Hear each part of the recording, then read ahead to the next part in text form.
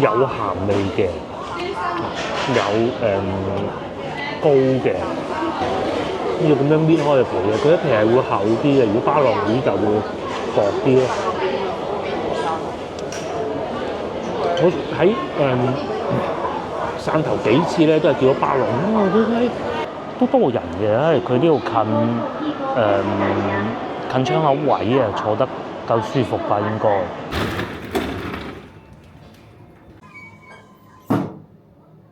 我又嚟到酒店啦，今次住一間新嘅，咁啊都係華住會嘅嚇，不過咧就叫美居酒店。呢個機器人都係同我一齊，都係嚟8樓嘅，就係呢個名啦。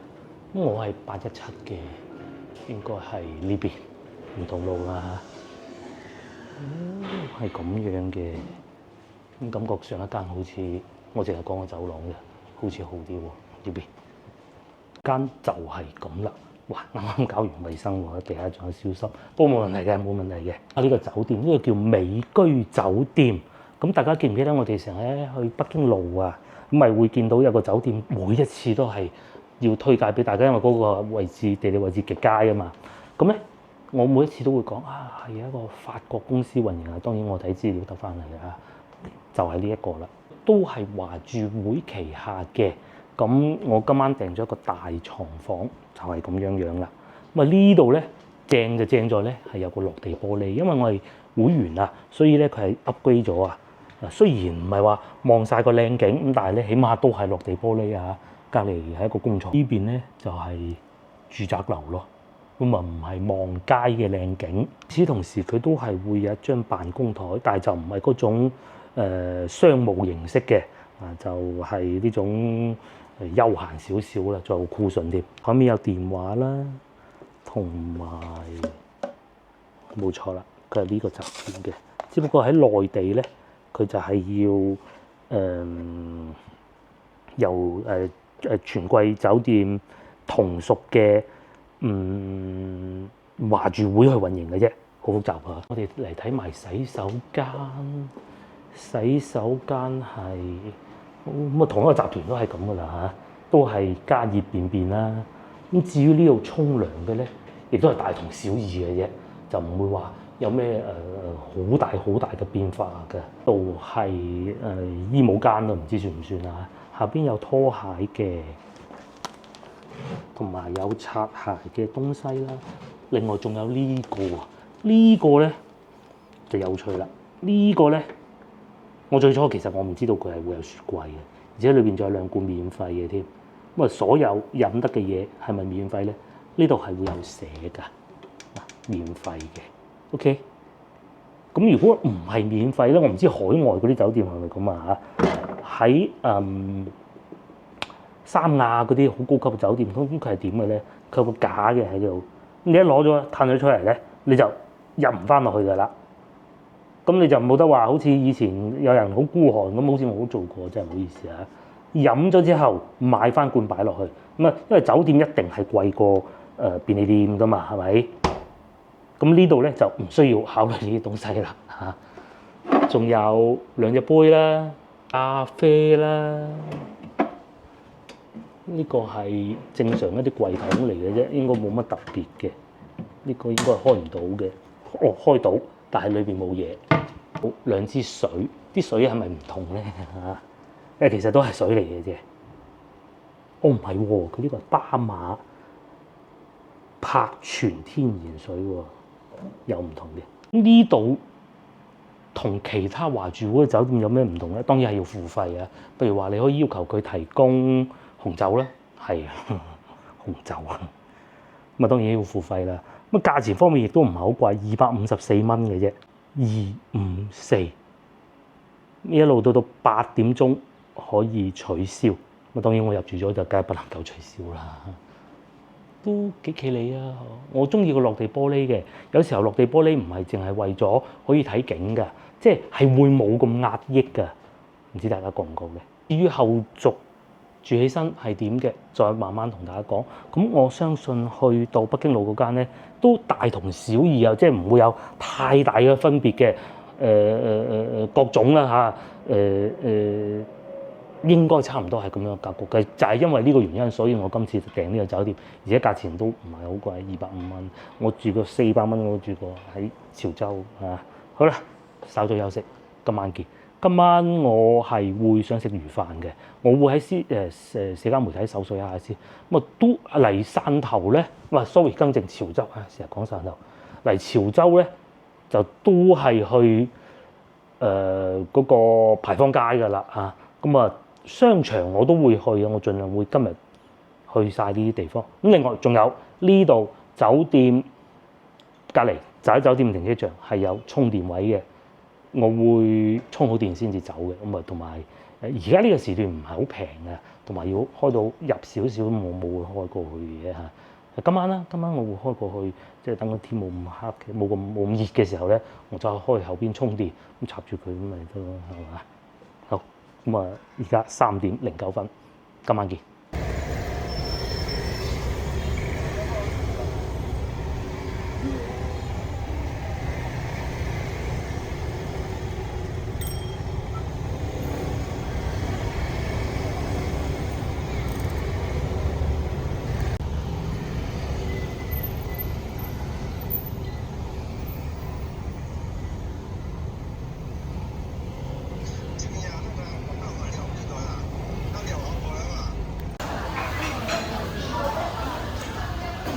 各位觀眾，我又嚟到晚餐時間啦。咁啊，呢間咧係我心心念念上嚟好耐嘅餐廳啊。呢度咧係食白粥嘅，佢就叫春風白粥啦。其實咧係食生腌嘅。咁我瞓晏咗少少，真係唔好意思。同埋路上好精彩，咁啊大家睇下片就知道點解㗎啦。司機哥哥係本地人，我打車過嚟，我冇揸車過嚟。哇，好精彩個畫面，即係我真係唔識講啦。啱好放學啊！咁原來我住嗰個酒店咧，隔離咧係個小學嚟嘅。咁啊接仔都正常啦。成架車停喺路中間，係成架車停喺路中間。哇！好笑到不得之了。咁呢條片交通係咁嘅。咁啊唔好講咁多啦，食嘢先。呢度咧係好火爆嘅，喜歡食嘅人趨之若鶩，唔喜歡食嘅人咧就嗤之以鼻。咁我咧就先點條魚先啦。呢個未食過喎我。五筍魚飯其實我係想黃花魚㗎嚇，巴浪魚就唔好啦。究竟同黃花魚同埋豉油膏有咩分別咧？冇講咁多，我都係叫翻黃花魚先。呢個價錢唔係太貴㗎咋嚇，你豉油膏魚都係30蚊啫嘛。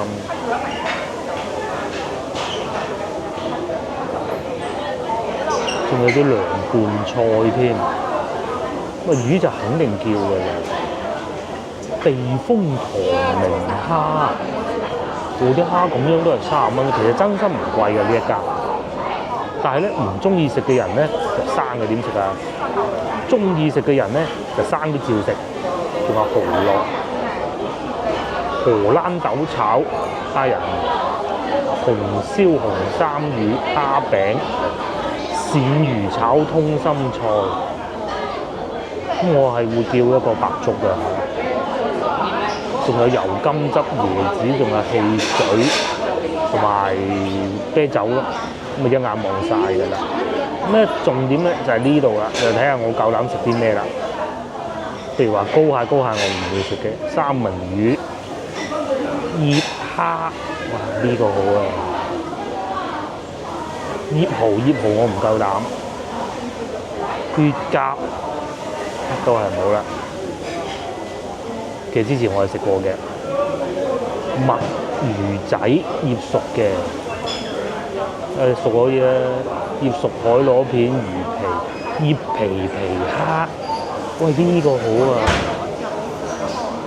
皮蝦啦，不如皮蝦唔怕嘅，皮蝦未食過啊！芥末魷魚，喂呢個好啊！芥末魷魚喎。擺住先啦，仲有酸菜咁一眼望晒啦嚇！哇，我好彩啊，一人位最後一個要坐門口，個食物咁快送到嚟，咁梗係整定啦，係真係整定嚇，我唔係講笑㗎。呢個係魷魚嚟嘅，芥末魷魚，先嚟熱下新鮮啦。唔貴，20蚊。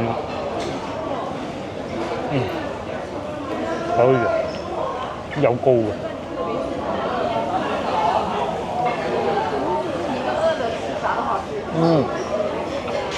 有鹹味嘅，有膏嘅，正常啦。呢個係唔會過火，啱啱好，唔會太老，呢個好。好耐未試過咁好嘅，上一次食應該係喺汕尾。果然不錯，果然不錯，仲幾不錯添。確實可以，冇點錯啊！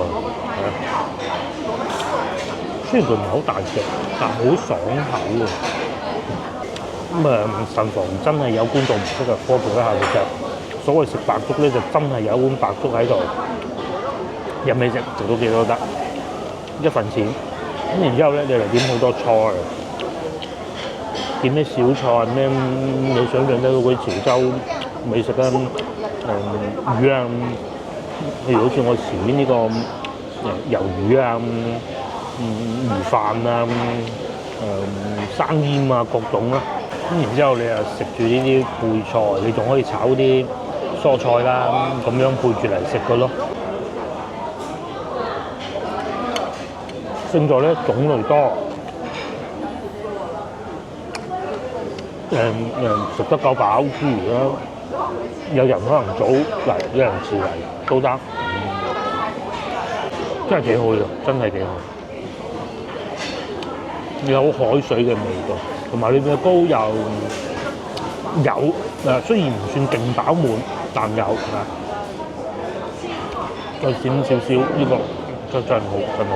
琴晚咧去嗰度咧都係食呢啲嘅，呢度會好啲嘅。同埋我今日早咗嚟，接落嚟咧做個主角。呢個係黃花魚啊，咁我有兜黃豆醬，我爭啲講豆瓣醬添。要咁樣搣開個皮嘅，佢一皮係會厚啲嘅，如果巴浪魚就會薄啲咯。我喺汕頭幾次咧都係叫咗巴浪，點解食起身梅嗰啲肉？上次同老婆食唔係我記錯，其實應該係黃花魚，嗰啲肉會乾身啲嘅。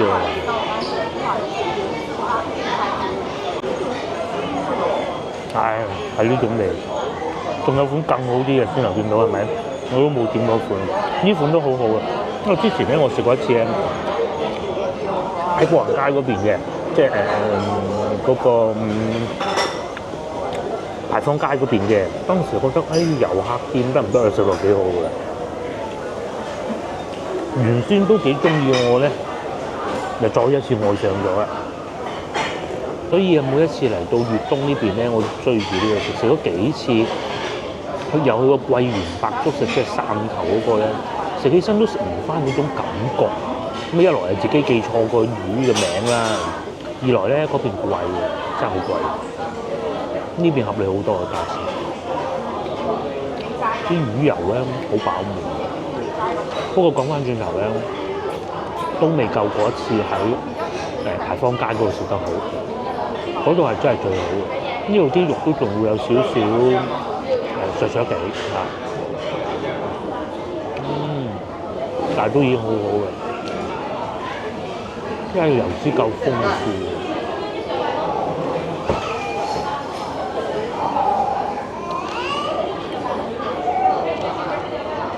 你點樣可以慢慢夾到出嚟嘅？一輪就講下個酒店啦，通常我啲片都係咁嘅。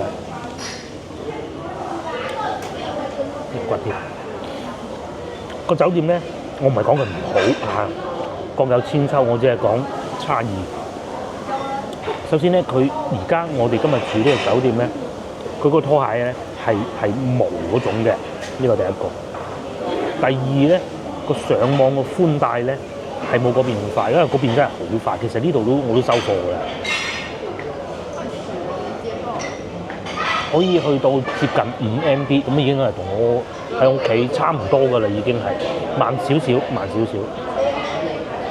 再嚟就係個冷氣凍過琴日嗰度，同埋我最中意呢度咧就係嗰個洗手間嗰個刷牙嗰個位咧，係喺裏邊嘅，唔喺外邊嘅，咁你唔會阻住你個伴侶啦嚇。就係咁啦。咁至於有咩唔好咧，就係周邊啦，嗰度樓下真係好賀人情文，我睇見真係。唔敢開車出嚟。嚟到呢個啊，經過多方考慮，我揀咗呢個生腌瀨尿蝦，我第一次食㗎嚇。蝦我係食過嘅，我冇問題嘅，亦都唔會有唔舒服。之前食過蟹我就真係唔夠膽啦，因為樓價錢都比較貴，二來真係唔舒服嘅話唔好。蠔咧更加唔好，因為有陰影。瀨尿蝦就唔怕嘅，因為蝦我已經食過好多次都冇事。喺麻油好香。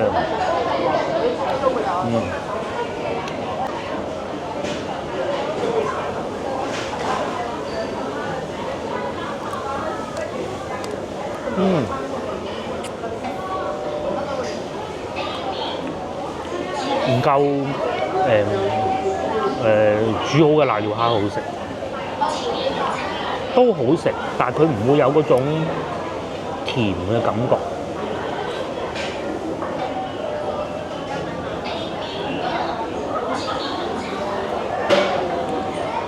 但就唔使剝嗰啲，佢同你剪開晒啊嘛。其實蟹我都食過嘅，蟹我自己食過就不是太喜歡，因為啲肉咧好霉嘅。其實最好食咧係絲堪，但係絲堪就最唔夠膽嘅。咁至於蠔咧，我唔中意食生嘅蠔嘅，我都食過生蠔嘅。我唔係好中意生嘅蠔，我冇叫。至於呢一個咧，冇想象中咁勁咁刺激，但係食起身都係唔錯。同埋價錢並唔係太貴，35蚊都好合理嘅價錢。其實呢間店咧，之前同老婆嚟潮州有一次我係嚟過㗎，嚟到門口先嗌走佢老婆。佢話：我唔中意食呢啲嘅。咁最尾佢食咩啊？最尾去咗佢食牛肉麵咯。好彩佢都幾滿意，開車開到嚟門口嘅。3種嘢食，最滿意係呢個，跟住有呢個，再到呢個。咁但係要食晒先走得㗎。尿蝦真係唔係好適合咁樣做生腌，生腌嗰啲嘢真係嗰個貝係最好嘅，冇得傾。但係嗰個貝係最容易出事嘅。山長水遠嚟到，唔好放過條魚啊！都幾靚，最好食呢個位啊！我自己係最中意食呢個位嘅。講清楚先，我唔識食魚嘅。佢啲骨唔算太多，同埋都算肥嘅呢條魚。有骨嘅，但唔多咯。因為之前同老婆食魚咧，多骨嗰啲其實都係佢食晒嘅。我係好似小朋友咁咧，阿媽咪教食魚啊，嗱呢嚿冇骨啦咁樣嘅，我老婆係你知唔知啊？呢啲我係唔識處理嘅，縱然我嗰啲筷子功好到咁凄涼，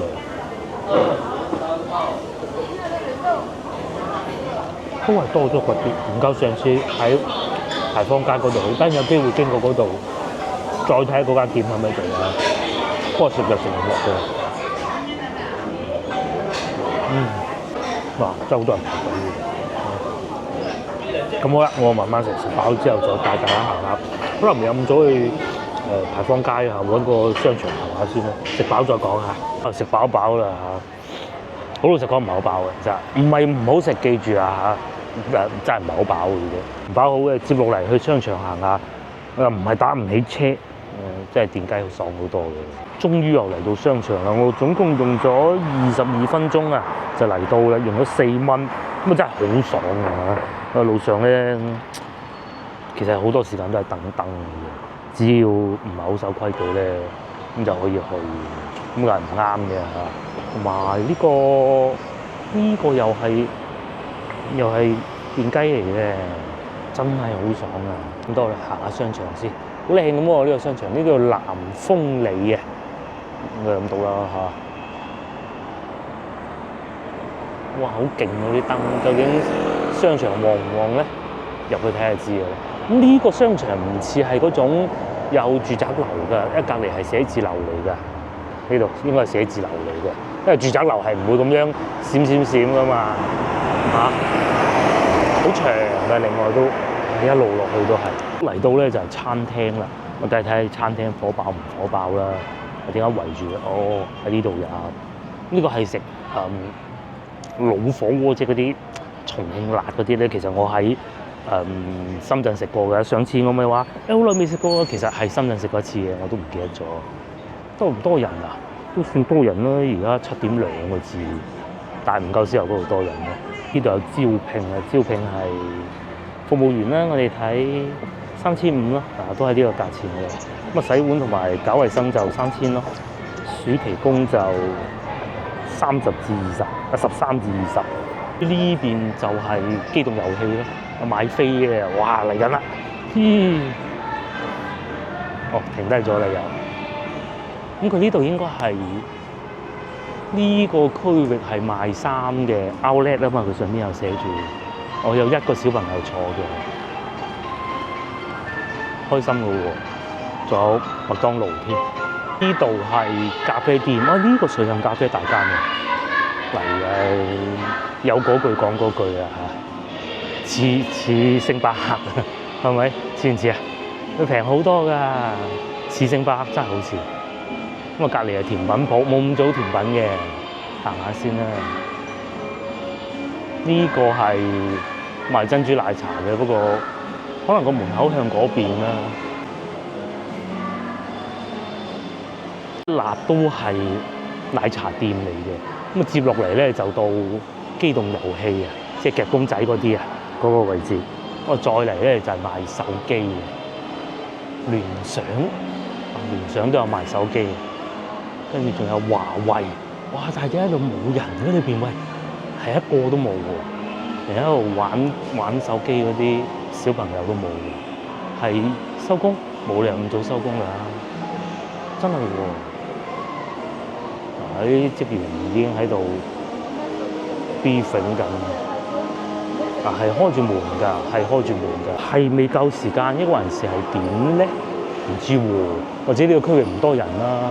咁啊，斜對面又係賣手機嘅，或者餐廳會多人啲。上邊係餐廳嚟嘅，好鬼大嘅呢個商場，好大。嗰度有個門口，唔好以為嗰個門口出去好似仲有得去，我去嗰邊睇下。小米賣手機，喂，都係冇人嘅，點解咧？哦，有一頭客，我見到。因為呢啲咧，佢未必一定係買機嘅，有時候做 plan 啦，係會有 plan 㗎，內地都有嘅。同埋試機啦，因為要試啲產品㗎嘛。咁啊，因為上網買其實未必會試到㗎。咁但係都冇人喎。咁啊，再嚟啊！呢個火車仔又去啦。咁啊，仲有小朋友嘅喎。我又見到有個小朋友。後來我行下嗰邊我見到有星巴克。咁嗰個車仔就咁兜一個圈咯。哦，呢度仲有希爾頓酒店，寬頻希爾頓呢一棟應該係。哇！成棟都係佢哋嘅酒店，見都算旺㗎嚇。嗱，對面又有超市啦。咁啊，正前方嗰度有麗豐酒店啦。呢度就係繼續係商場，佢中間有個連廊過去嘅，只不過我哋行咗下邊啫。嘅時候睇招聘啦。睇呢邊啲工資係點嘅？麥當勞唔講，真功夫服務員3600，咁啊都係3600啦，餐飲業。因為服務員呢啲咧，即係侍應啦嚇，唔需要好多技能噶嘛，最緊要勤力就得噶。呢個高少少噃，4000。咁啊洗碗呢個賣田雞嘅3500，咁都唔算話太低喎。有啲唔係做侍應嘅，呢個係聯想數碼招聘，我即係先頭買手機嗰個啦。呢個係請店長，店長去到8000啊！嗱，已經係講緊最低個標準㗎啦。咁但係當然要有一定嘅業務水平啦。咁下邊店員，即係你好似我呢啲咁樣唔識玩手機嘅，你去到講咩都冇用啦。4000最低 ，OK？ 仲有 KTV 添，又或者賣鞋嘅就3000保底啦。都幾多招工㗎喎，名創優品啊嗱，名創優品起碼講得出邊個係立布布啊，係嘛？月休4天，節假日3薪，3薪咧即係因為呢啲節假日要翻工㗎嘛，冇得休息㗎嘛，8小時工作制，咁啊店鋪績效15至150至400。咪3400咯，咁如果攞到盡，咁啊即係啦4000咯，差唔多。咁仲有全勤獎啊，各種咯。呢個仲得意，呢個係必勝客嘅兼職啊，長期兼職，每週工作5天及以上，早午晚班，工作時段不限，15至21小時。咁你如果係做足8個鐘，嗱佢如果係可以做足8個鐘咁。20蚊都160蚊咯，要過對面行下。其實想睇下對面個酒店幾錢，稍等一下，唔平喎，我睇咗下，去到580蚊啊，580蚊。希爾頓寬頻啊，佢唔係高端嗰個希爾頓，希爾頓寬頻即係平少少，連鎖式酒店嗰種嘅，500幾蚊啊。咁啊真貴啲喎，好你覺得？接落嚟我哋行下呢邊，呢邊睇上好似人多啲喎，咁都係賣車嘅。呢個係應該係比亞迪旗下嗰個越野車啦嚇。場裏邊就係咁啦，哇邊就有超市，但係佢呢度寫好友多超市，應該唔係嗰個好友多，因為而家內地嘅好友多咧都係唔會叫好友多，叫 Walmart 噶嘛。同埋呢邊啲人咧好中意食煙嘅，大家睇見啦，佢未點着啊。唔好就咁樣去講佢，咁但係真係好中意咯。你好少人會喺個商場裏面擔住有煙嘅。咁至於星巴克咧，有人坐嘅，但係唔算多，唔算勁多。都有貴價奶茶鋪啦，多唔多人咧？都唔係好多人嘅喎。邊就玩機動遊戲嘅小朋友最愛，多人嘅喎，嗰度見到。至少對比其他嘅鋪頭啊嚇，話呢個商場係太大，有陣時點咧？嗱，如果大家有睇上一集嘅話咧，我中午去到嗰個商場，其實個人流量感覺上比呢度仲多喎。奶茶鋪一頭客咯，戶外邊仲有，呢度仲有一頭客，呢個唔係飲嘢，呢邊賣麵包。機動遊戲最多人啦嚇，仲有體育用品啦。同埋後邊都係體育用品嘅，簡單望過下啦嚇。我哋上樓上睇，因為始終而家呢個時間段晚餐㗎嘛，可能未落嚟咧，上去睇下。嗱，嗰度寫住4樓係餐廳啊嚇，上4樓。我哋上咗嚟4樓啦，咁啊呢度真係餐廳最雜地嚟嘅。咁又睇下旺場啦，第一個見到呢個雲南米線就得一頭客嘅啫。呢對面係而家越嚟越多嘅朝鮮族美食啊，係有一頭客噶，只不過大家睇唔到咁解啫。坐咗喺呢邊嘅，我2張台，好一般喎。呢個咧係探魚，呢度勁啦，呢度多人啦。斜對面泰國菜，泰國菜唔算多人，還可以啦。呢度仲有呢個係食西餐嘅，帶小朋友嚟最好嘅。多唔多人咧？都多人，多後生，好多後生。咁呢幾間好啊，先頭我仲話唔掂。咁其實我嘅理解就係啲大牌子係會受歡迎啲咯。要喺我後邊呢個咧西餐咧個牌子我未聽過，或者人哋好出名啊，係我未聽過嘅啫，就唔係太多人啦。因為佢可能大家嚟呢度都係為咗即係啲牌子餐廳啦嚇。呢個韓式烤肉，我喺呢個角度望埋去都多人嘅。同埋勁啊！蒼井壽司係2頭客，同埋呢個直頭客都冇添，呢個食生鮮包嘅。呢個都好出名㗎，我記得。唔知啊，其實咩22蚊就係呢個一人餐咯。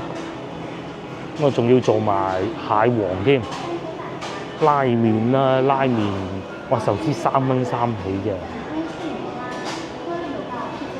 食拉麵嘅。哦，呢個就係先頭我喺樓下見到話招聘嗰個啦，多唔多人咧？呢間其實都幾出名㗎，唔算多咯，即係至少你不能用火爆嚟形容咯，就好過嗰個雲南米線嘅。有以前喺中華廣場，我哋經常食呢個蟹煲啊，蟹煲驟眼望埋去都唔算太多人。咁至於呢個咧，就係先頭我話得一個女仔食嗰個咧，一出電梯嗰個咧就係咁樣嘅價錢嘅，打埋價格戰都好麻煩㗎。呢個係火鍋，榴蓮和牛無肚腸食啊，咁刺激！佢應該係食放題啊，即係自助餐啦嚇，但唔知幾錢。一眼望晒啦，我再帶大家兜下啦，好似嗰邊仲有得行嘅。多餐廳推出呢一種啊，土雞火鍋啊，即係雞煲咧，都多人嘅，因為佢呢度近窗口位啊，坐得夠舒服吧應該。咁至於個田雞煲人少咧，我覺得係咁嘅，佢嗰種新鮮度已經過咗，其實一段時間好火爆㗎。但係而家就似乎差啲啦，包括下邊嗰個都係嘅。呢度仲有寫住有咩餐廳嘅，咁我其實都行晒嘅。係啊，大概都係咁喎。我哋落3樓睇下啦。咁嗰邊仲有B 區嘅 B 區，我哋唔過去啦嚇。我哋落3樓睇下。呢個蟹煲我睇過啦，都多人嘅，坐晒裏邊啫。有一半上座率嘅都。呢個咪先頭講嗰個土雞煲咯，好多客人坐咗喺裏邊嘅，因為其實咧侍應應該叫客人坐外邊啊，有人先至有人氣，其他客人先至會食噶嘛。仲有啊，呢個係好食嘅，不過我一個人食唔到嘅，就係呢種嘅石橄欖啊雞煲啊，啲雞咧就起晒骨嘅，即係冇骨㗎，就咁掟落去食嘅啫。咁仲有石橄欖，其實我一路都好想試。揾日同老婆去試下咯，因為潮汕呢邊創出嚟嘅。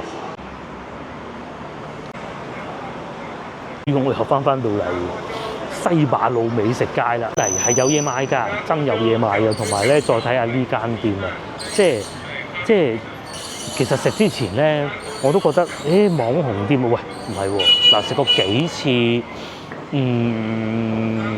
嗰個叫做魚飯啊，喂，真係呢度最好食喎，又坐得企理，我喺呢間啊，下次如果我再嚟，我係會再嚟呢度食多次嘅嚇。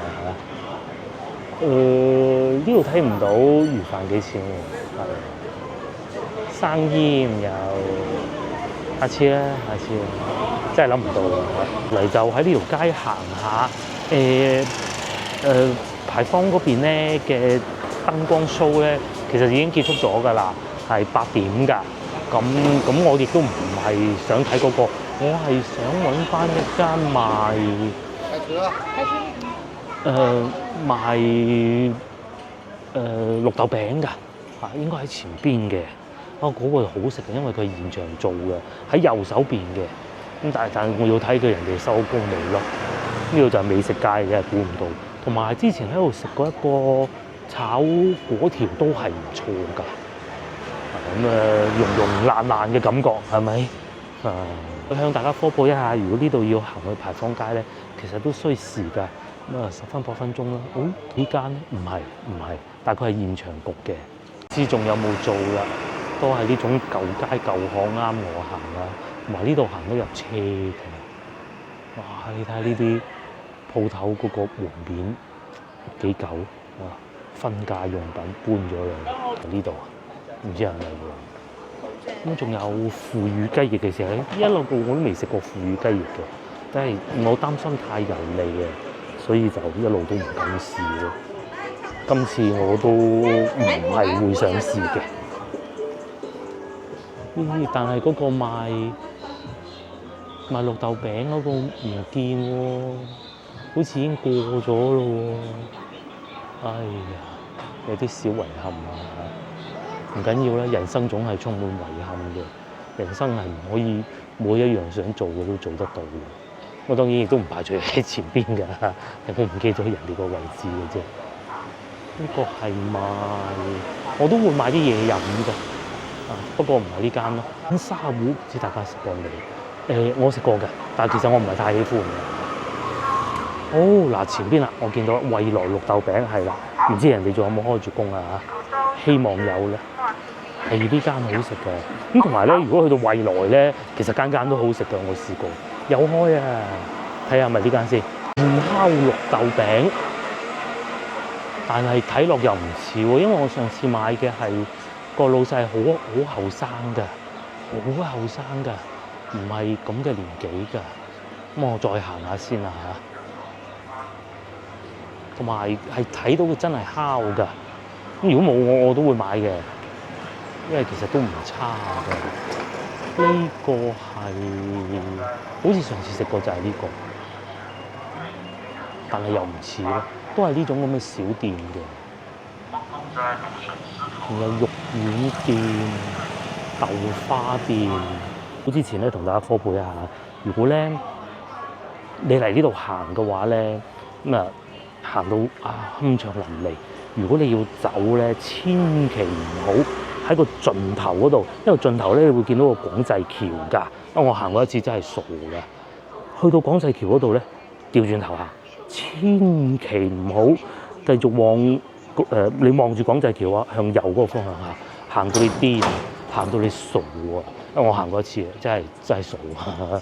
行咗，因為佢嗰度係唔俾車入㗎，係乜嘢車都唔俾入㗎，只可以俾嗰啲10蚊一次嗰啲車入去送翻你翻出去咯。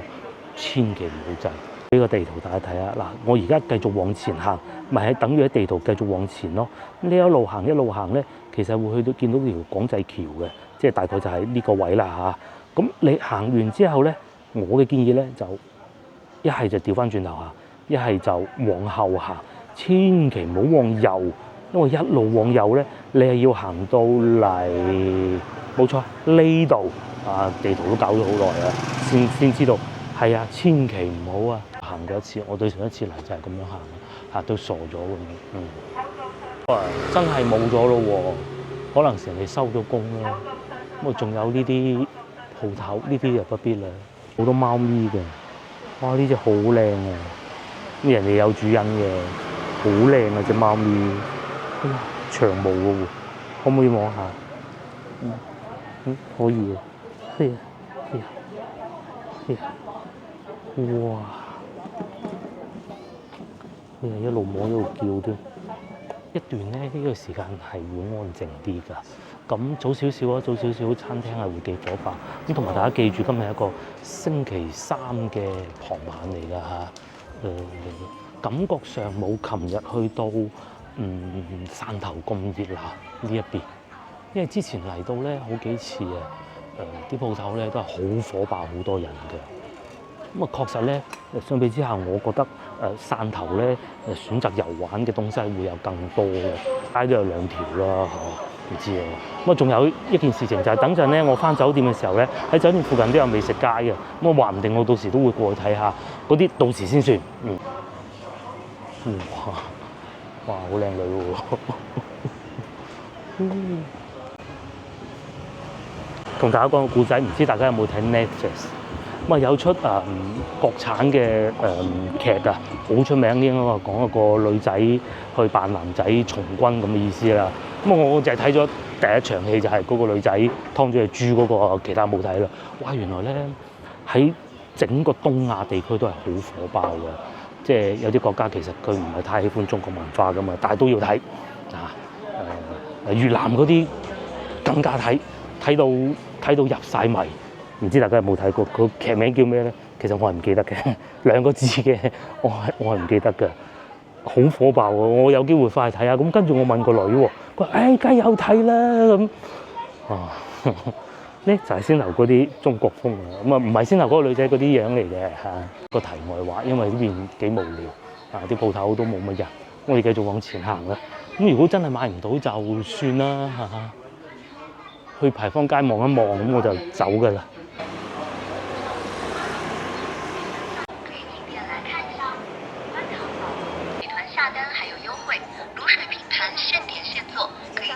美食街咧就有一道好啊，就係咧嗰啲車啊，4個轆係可以入得到嚟㗎。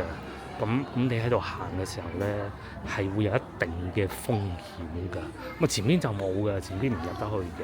呢檔而且呢個係中藥店嚟嘅啫，好舊式嘅中藥店，冇揾唔到咯，徹底揾唔到咯。咁啊一眼望晒就係咁啦。喺呢邊都仲有好多餐廳啊，前邊就係行人專用區啊，即係車唔入得去嘅。咁啊呢度都仲有，又有呢個喎，先頭我咪講呢間咯。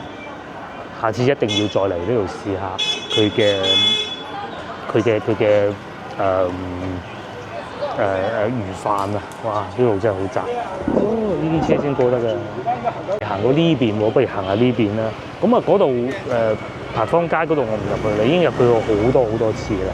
喺呢度揸車係真係要好考驗你嘅定力啊，而唔係技術啊。技術都係未係最高嗰層，而係定力啊。大家應該明㗎啦，慌失失咁就係唔得嘅。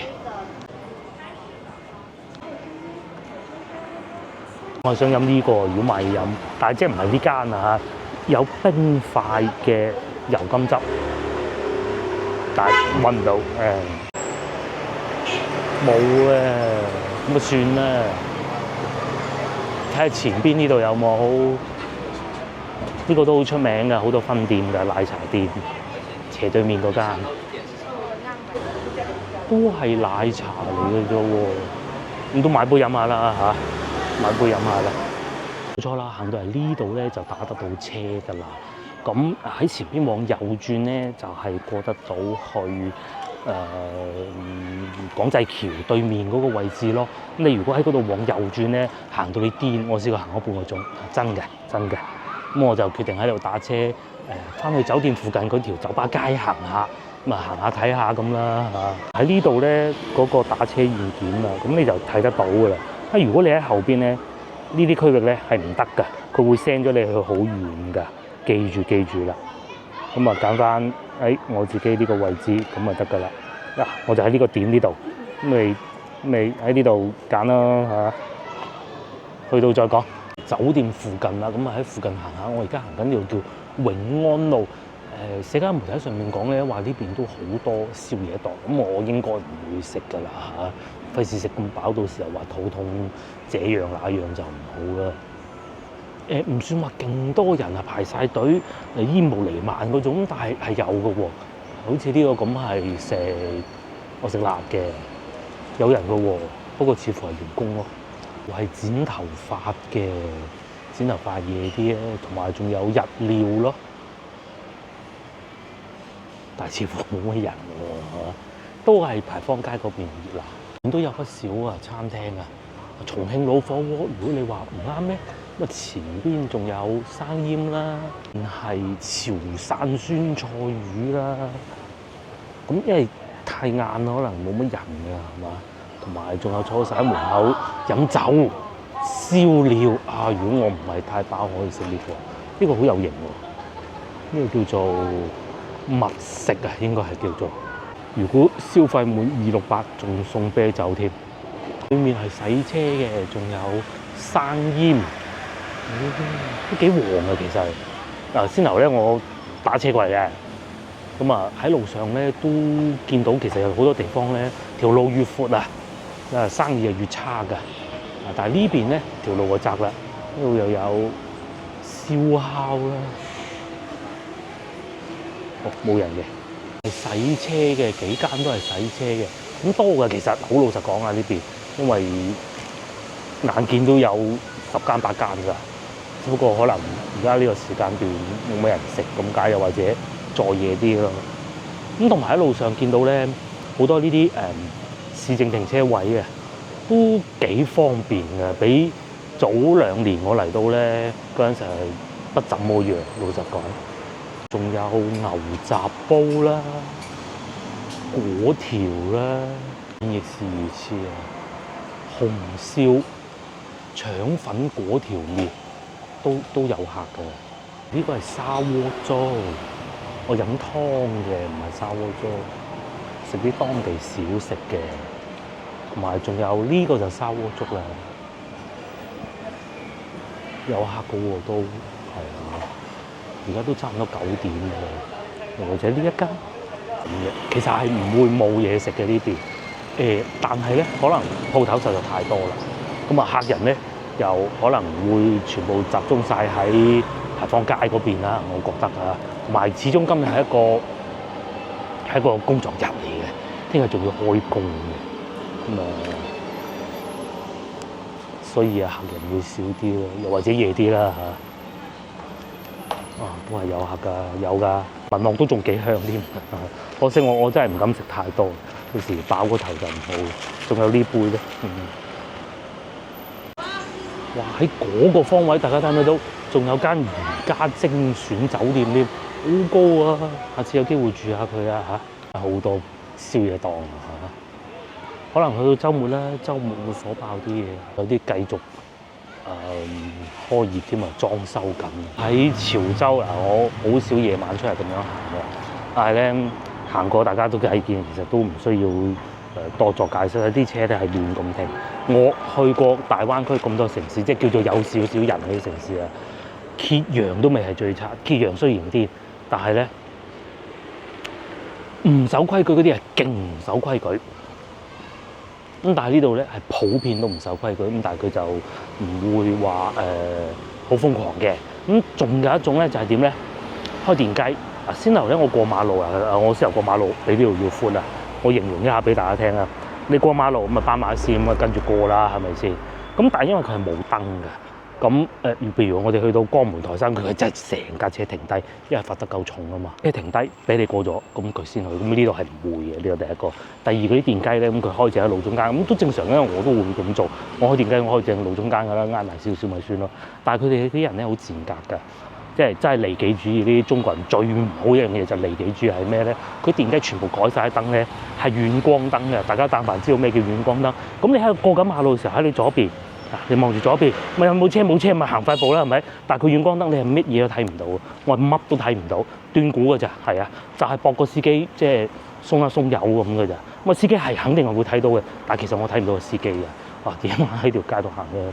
包括先頭喺美食街嗰度行亦是如此啊！佢車其實佢已經係忍咗手㗎啦，佢唔會話好急啊。正如我先頭所講，最緊要就係心態唔係技術啊嘛，心態已經好好咁，但係你冇辦法㗎係嘛，因為嗰啲電雞亂行亂出嚟。我去食嗰個白粥嗰段咧，我係有諗過啊，究竟我揸車去啊，好啊，抑還是係打車去啦？咁我最尾揀咗打車，我覺得非常明智。點解咧？因為一出去門口喺酒店隔離咧係一個小學嚟嘅，咁啲僆仔接放學，咁跟住接啲僆仔放學，梗係揸車喎，唔知點解個個都揸車喎。咁成架車停喺路中間嘅喎，係啊，得翻條車路，3車道佢停住喺路中間，冇人喎架車。哎呀，我話咁都得嘅咩？你喺廣州，麻煩咯，係嘛？即係甚至乎我哋去到湛江或者其他城市，其實唔會係咁樣做嘅，真係嘅。好多嘢比以前係要好，但係確實電雞真係多咗好多，係好令人好困擾嘅。當年我嚟到呢度，我真係未試過一日開咁多次電雞，我應該開咗3次定4次，我唔敢記得啦。但係開嘅時候咧，我就梗係好小心啦。但係好多人係唔係咁㗎？佢就冇廣州咁急，因為廣州咧係會鏟上行，即係好似而家咁咧，佢係會喺後邊出現㗎。廣州就呢度唔係喺正路中間嘅。哇！開正個遠光燈，咁你咩都睇唔到喎。甚至乎咧，再過分啲咧，有啲咧連汽車都遠光燈㗎啦。咁同埋咧，呢度啲路燈啊，唔算勁多。嗱，好似我而家行緊呢條路咁啊，嚇。其實唔會太黑，點解咧？因為啲鋪頭啲燈夠光猛啊，因為成條路其實你睇到㗎，冇問題。但係咧，你見到上面啲路燈咧，其實唔係好光猛嘅。嗱，俾啲樹遮住晒，係咪？佢又唔會話整到好高嘅喎，呢度已經算光㗎啦。嗰啲光源咧都係嚟自鋪頭啦、同埋鋪頭嘅咯。咁啲鋪頭就好捨得開燈嘅喎。哦，呢度叫永安路，對面仲有好多賣酒嘅。咁講明咩咧？平時呢條街係好旺，好多人喺度食宵夜。只不過今日工作日就冇乜人，我就咁理解啦。如果唔係嘅話，啲老細個個走嬲啦，做乜嘢啫？黐完錢多啊，擺喺銀行食唔好過啊，肯定係有原因嘅。路行一路行真係好多嘅，而且各種唔同種類都有。呢個羊肉啊，喺度玩緊食盅啦，幾開心。好啦，今日嘅行程基本上係咁啦，亦都過嚟老城區呢邊睇過。計劃先，咁我聽日會翻廣州㗎啦。咁我最遲2點鐘我點都要走嘅，因為4個鐘頭車加埋充電車5個鐘頭車翻到去都唔早㗎嚇。我聽朝會喺酒店食個早餐先，咁啊睇下有咩食。應該都可以，因為未食過呢間酒店早餐啊。食完之後咧，我會再翻去先頭牌坊街嗰度。翻去咧，我就去以前未去過嗰啲景點，咩許鉾碼啊、府啊各種啦嚇。然之後差唔多到11點鐘度咧，我就會食少少嘢。咁食完嘢之後咧，我就應該係會再揸車去睇下啲景點。咁啊計劃就係咁啦。咁啊聽日先算啦嚇。又係唔知好唔好睇，通常我哋呢啲都係冇乜計劃嘅啫。真係好多鋪頭做宵夜，呢度有一間喺度燒緊大雞翼。